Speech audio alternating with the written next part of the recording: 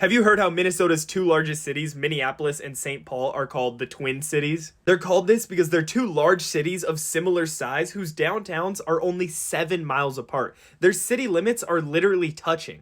And if you're like me, you've wondered, why are there two cities here in the first place? How has one not completely overpowered the other? Like, there are other pairs of major nearby cities, like Dallas and Fort Worth, but they're much further away from each other, and their city limits don't actually touch. And then you have pairs like San Diego and Tijuana, whose city limits do touch, but they're obviously in different countries, so makes sense, right? So how do you end up with two cities right next to each other, in the same country, in the same state, on the same river, that haven't yet merged into one?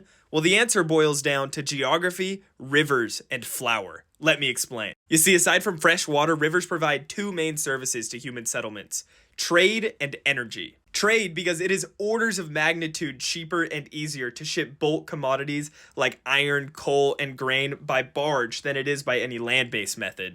And energy because the kinetic energy in fast-flowing water can be used to turn turbines and do work. This is true for any large river, but the Twin Cities aren't on any old river. They are on the country's largest and most important waterway, the Mississippi, whose size is enough to support other massive cities like New Orleans, Baton Rouge, Memphis, and St. Louis. But none of these cities are 7 miles away from each other. So why does this specific area need two cities? Well, the Mississippi is special because it is naturally navigable for huge distances, nearly 2,000 miles of waterway that's perfect for transporting the interior of the country's rich agricultural output to the outside world.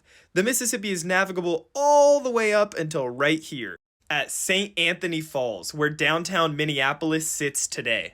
This waterfall is completely impassable to ships and led to the establishment of St. Paul 7 miles downriver from the falls, at the last convenient spot for barges to dock lest they travel into the falls. Called Lambert's Landing, this is right in downtown St. Paul today.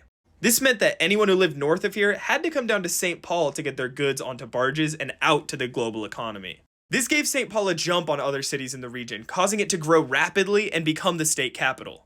But this was the mid-1800s, and the Industrial Revolution was in full swing, and just upstream at St. Anthony Falls, people were finding a way to turn this nuisance of a waterfall into a natural wonder for power generation.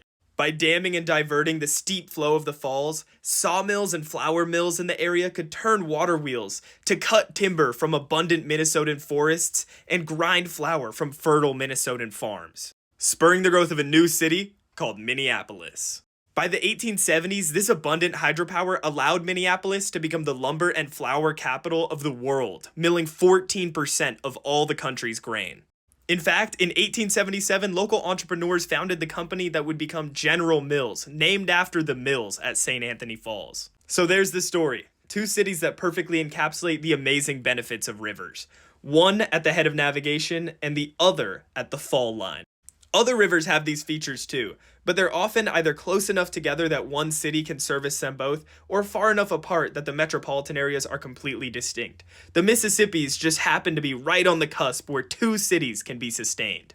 And in fact, on the East Coast, you'll see a line of cities tracing the fall line of Appalachian rivers for very similar reasons to Minneapolis, something that I'll talk about in a future video.